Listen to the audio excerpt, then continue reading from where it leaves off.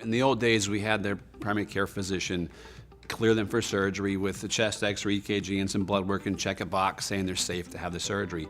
Now, what we developed at the Andrews Institute over 2 years ago is a optimization clinic that encompasses everything preoperatively to make sure that not only are they safe, they're optimized for surgery and their outcome is as best as it can be because of all this work we've done up front.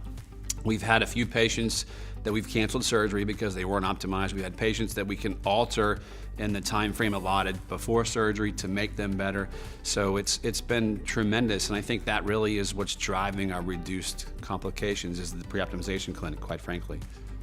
The risk factors, they're numerous. Obviously, we check nutrition, we check for their diabetes status, obesity is a big one. But I think the two I just touched on last are the biggest in terms of diabetes risk and their A1C being below a certain number, meaning they're controlled. The other is obesity. We know that with the BMI over a certain number, the complications go up.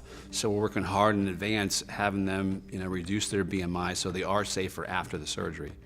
I tell patients, 10 years ago, 20 years ago, we told them, hey, the hospital stay is 5 days. This is where you're going afterwards, yada, yada. And they did it. Now we say the hospital stay is 1 day, maybe 2. You're going home, outpatient therapy. This is all about moving, going, getting, back to your life. And that push has been well received by the patients and their family, and they then do that. And they're not questioning why it's a 1 day stay versus 2, and 10 years ago it was 5 days.